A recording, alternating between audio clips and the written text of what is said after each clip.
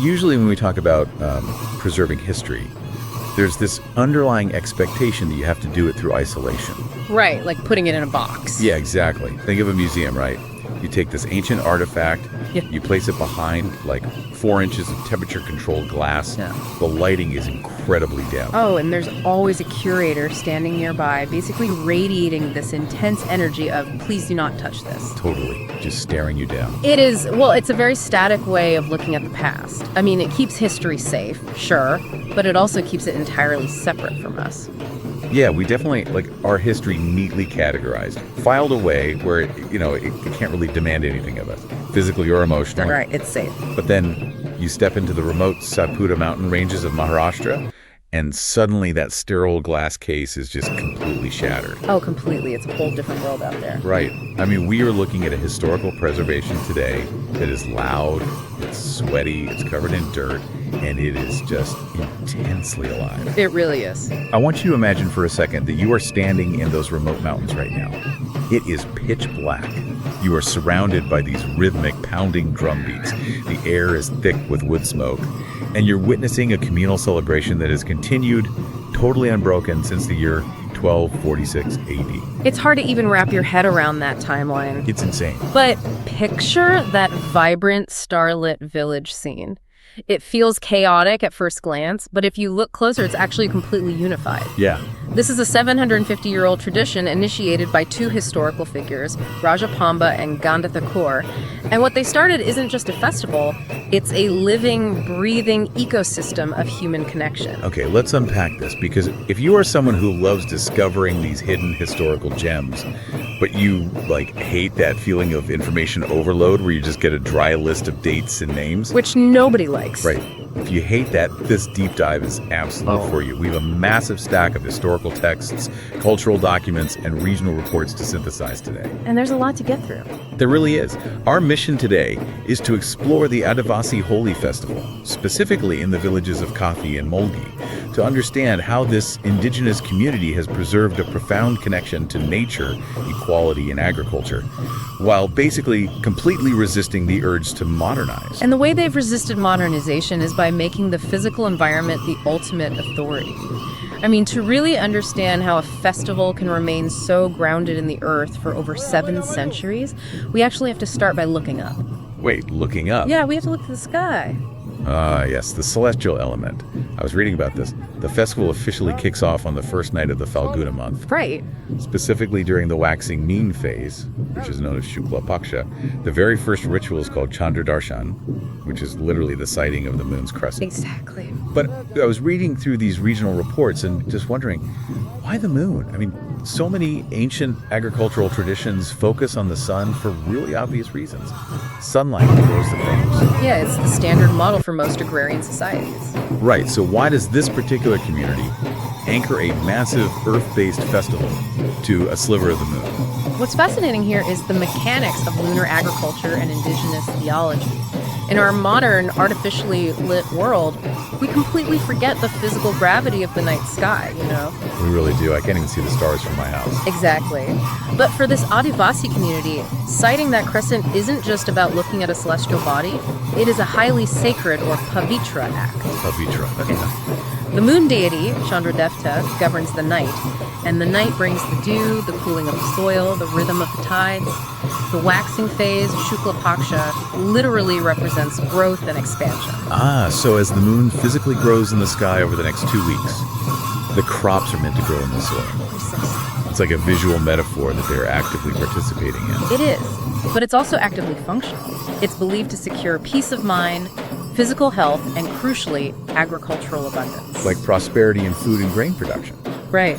Sighting that moon directly ties the physical survival of the village to the cosmos. It's almost like a celestial starting gun. Instead of an opening ceremony clock ticking down on a giant digital screen in a stadium somewhere, the universe itself tells them when it is time to begin. That's a great way to put it. And the moment that crescent is spotted, it triggers this massive wave of earthly action. Sighting the moon is the spiritual gateway. Once the universe gives that signal, the individual village fires. The Dhol and Holi are lit across the entire region. And people immediately start bringing their new crops, right? Like coconuts, jaggery, dates, and they're offering them to the fire. Yeah, it's immediate. It's this incredibly fast transition from looking up at the heavens to feeding the earth. But to keep those fires burning and to truly anchor this festival, they need a physical centerpiece. And they do not just walk into the local woods and chop down a tree. No, definitely. They go all the way to Gujarat to get the Rajwadi Holi bamboo. Which requires an immense amount of physical labor, because they don't just toss it on a truck and drive back. No, they don't. They bring this massive bamboo pole back to the Satpuda Mountains entirely on foot. Okay, I have to stop here. Because the sources say it is a 300-kilometer journey. Yes. 300 kilometers. That is an absurd distance to traverse manually while carrying a massive structural load. I mean, how are they physically doing this? Yeah. Is it a relay? Do they drag it? It is a deeply coordinated communal relay. You can't have just two people carry a massive bamboo pole that distance. Obviously not. Right, so it requires shifts, it requires pacing, and most importantly, it requires shared suffering. Shared suffering, wow. The physical toll of walking hundreds of kilometers barefoot or, in very basic footwear while bearing weight, that's the point. The exertion is a form of devotion to the ancestors who started this back in 1246. So the blisters, the muscle fatigue, all of that is a feature, not a bug. Egg. But here's the part that genuinely made me pause while reading the materials. They carry this pole 300 kilometers on foot. They finally arrive at the village, exhausted. And then according to the documents, they dig a massive hole to plant the bamboo using absolutely zero metal tools. That's right. Zero metal. I'm sorry, but 750 years is a very long time for human beings to not take a shortcut. It is. Are you telling me that in the 1990s or the 2010s, nobody sneaked a steel shovel in there at 2:00 a.m. to make digging a massive hole easier?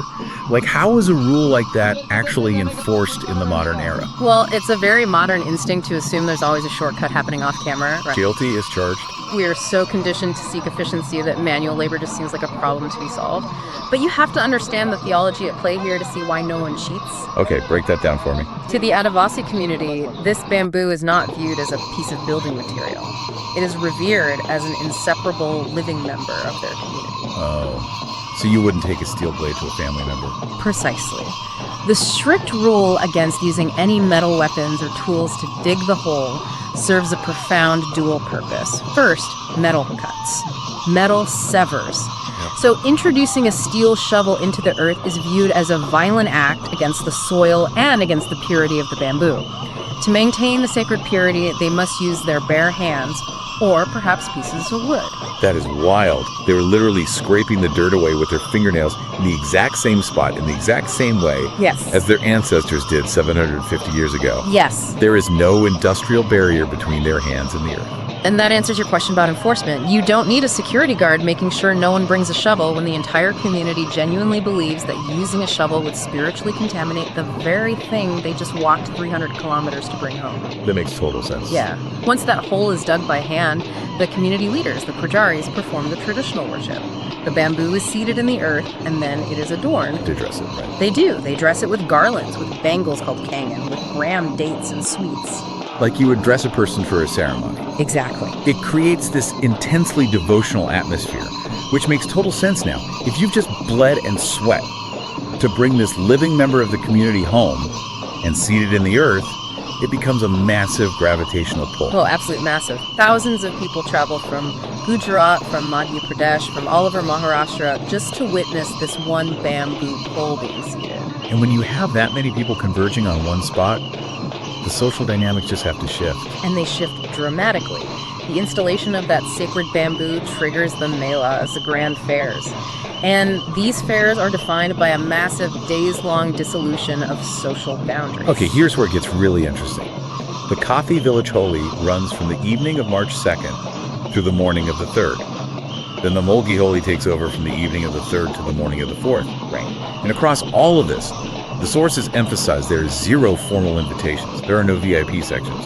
Wealth is completely irrelevant. It is unconditional equality in practice. But I want to challenge the mechanics of that for a second.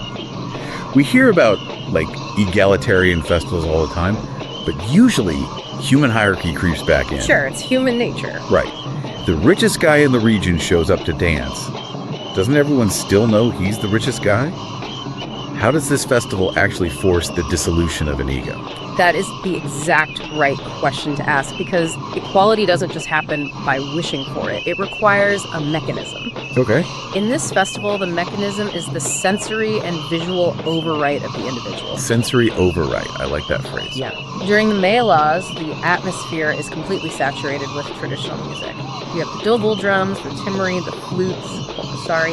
It is incredibly loud and just constant. Right, so you can't have a casual conversation about your stock portfolio over the sound of 100 dual drums. Your voice is basically stripped away. Your voice is stripped away, and your visual identity is completely masked.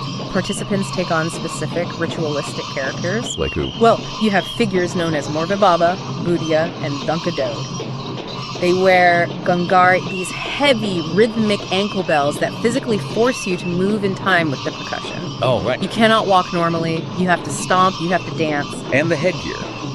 The sources detail this iconic piece called the Morvisa top. The Morvisa top is this spectacular headgear made entirely out of peacock feathers. That sounds beautiful. It is, but think about the physical reality of wearing that. It obscures the face, it shifts your center of gravity, and it catches the firelight. When a wealthy landowner and a subsistence farmer both put on the Morvisa top and the gangari, and they are both stomping to the exact same drum beat, the modern world just disappears. The costume becomes an equalizer. Yeah. You are physically forced into a collective rhythm. I can totally see why that works. It's a very powerful tool. If you are listening to this right now, navigating a modern world that is completely obsessed with your status, your job title, your follower count, I mean, imagine the psychological relief of stepping into a space where none of that exists. It would be incredibly freeing. You are just a human being disguised in feathers, dancing fearlessly through the night alongside thousands of others. It's a beautiful, temporary, utopian society built around a bamboo pole. But, it's not an endless party. Right.